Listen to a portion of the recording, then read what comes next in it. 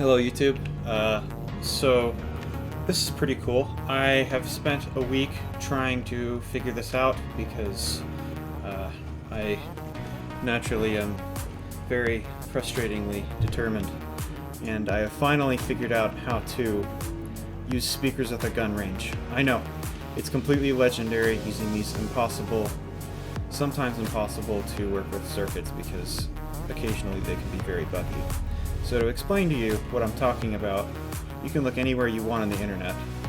As far as I could find, I couldn't find anything that could explain how to use a limited toggle speaker with these gun ranges.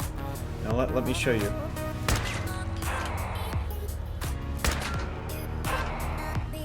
This means you can use sound with your gun range, and it's not like the pulse, where, for example, I want it to just play a sound and show a light when I shoot it. But here's the issue with that.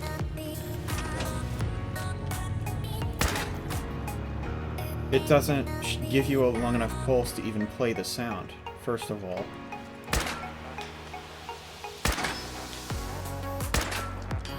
That's nothing. That doesn't give me any signifier at all that I'm hitting a target. So, if you shoot this, for example,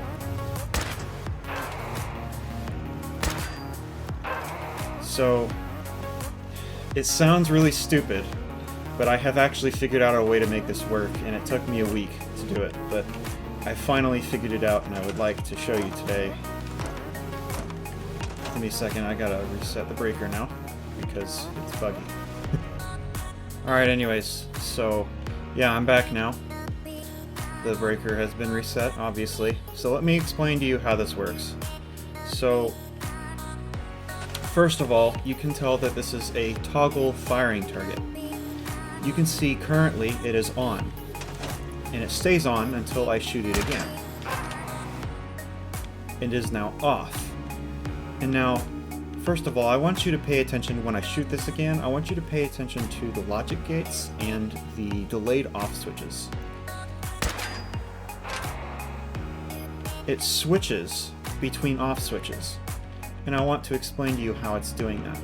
The first problem you will encounter when trying to do this is that both of these off switches require a consistent stream of power for this to work. And I have done this by connecting them straight to the power grid, the logic gates straight to the power grid. Through the logic gates, I am able to give them a consistent stream of power through the output of the logic gates. So you can see we've got an AND logic gate and an XOR logic gate. The XOR logic gate gives you this AND logic gate right here is obvious for those of you who understand logic gates. It transmits power if all of the inputs are on or have the same signal. So because it's getting power from my power grid and from the target, it's getting power to this channel right here. This one is called an XOR logic gate. All that means is it transmits power if exactly one is being given power. So for example, if I were to shoot this again, you can see right now that the firing target is on and it's connected to the power grid. That means both of these channels are receiving two inputs at the same time. Now you can tell that the light has switched channels. This means that the XOR is activated because it's only receiving power from the power grid and not from the off switch. Now watch what happens when I shoot it again. It switches channels. Unfortunately, I have found a little bit of a setback. I have discovered that it requires, this circuit requires you to have the delayed off switches disconnected from the outputs of them at all times. You can see that because I am using two lights instead of one. Unfortunately, I really don't feel like rewiring this, so I'm just going to explain that if I were to use one light box, then since one delayed off switch is on all the time, then this light box will be transmitting power. For some reason, the light box is not on all the time. It's kind of buggy. I don't really feel like explaining it, so I'll just say it this way. You use the off switches through different channels to turn off the power from the different gates.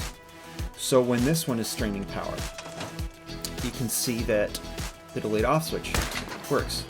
Switches signals, turns on, and it switches off. Switches signals, turns on, and then it turns off. Therefore, giving you a bit of a range extender, if you will. It's kind of like in Minecraft, how if you used a repeater and then extended that signal using the right click to the repeater. Very useful for what are called jet doors, if you've ever built those before. But I just wanted to post this because I couldn't find this anywhere. I was getting so frustrated, but I finally figured it out, so I figured, you know, hopefully this can help somebody that really wants to make a really neat gun range of themselves. So you can just sit out here.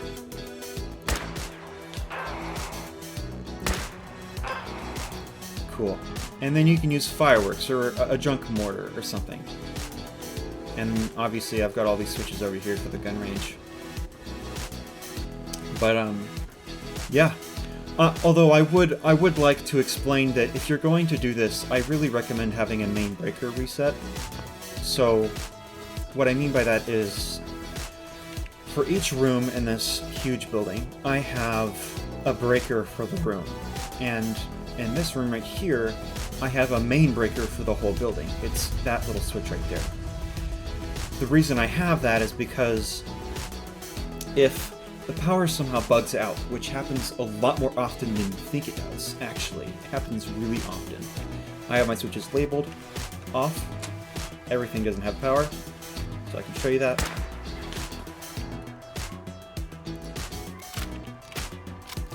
And if I shoot it again, it's not going to transmit power. Let's give power to the room again.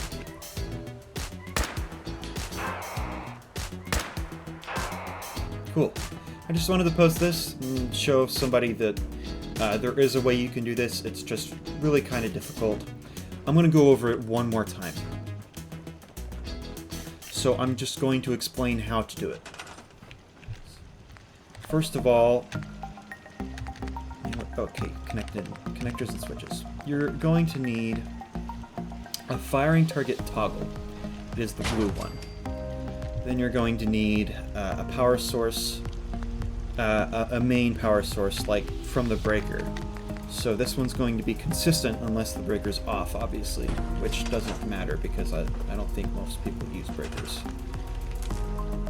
Just gonna connect it to my grid, and then that's my consistent power source coming from the generator. Now this is my firing target toggle. What you're gonna need now is two logic gates. You're gonna need an AND logic gate, and you're gonna need what's called an XOR logic gate. Make sure you're not using the XN OR. Don't use that. Use the XOR.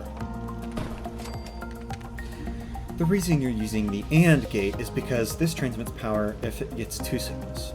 The XOR transmits power if it only has one. Both of these have signals from both of the same sources. So you have the AND and the XOR logic gate. And you have your firing target toggle. Now I want you to go to miscellaneous and pick your speaker of choice. I personally enjoy using the explosions with the blip.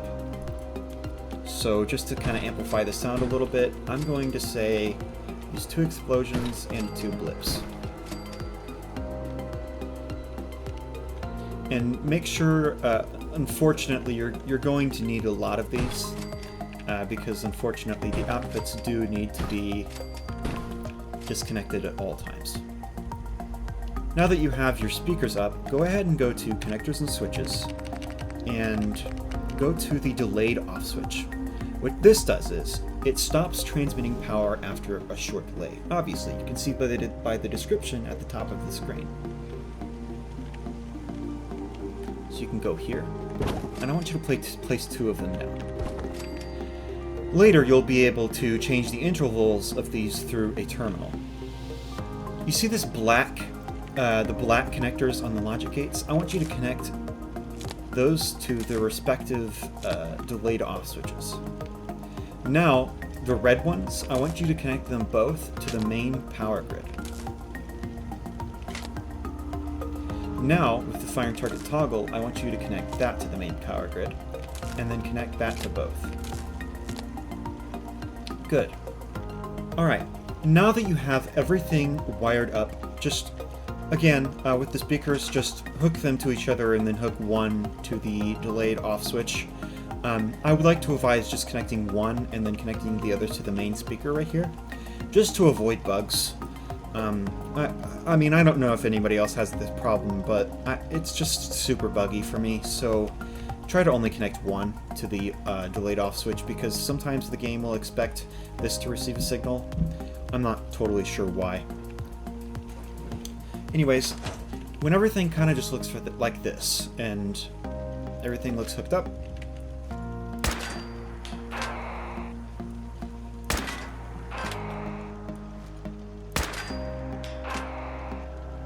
I was so incredibly proud of myself when I figured this out.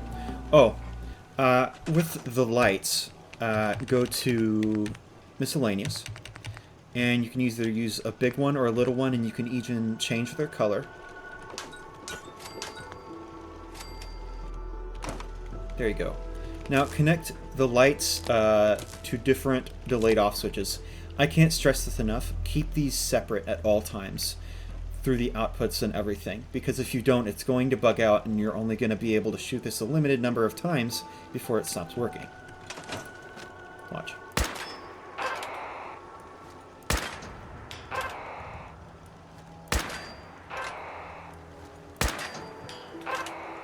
There you go. Feel free to just use this wherever, and I know it's a lot of wires, but I'm sure you can hide it somewhere. Bye-bye.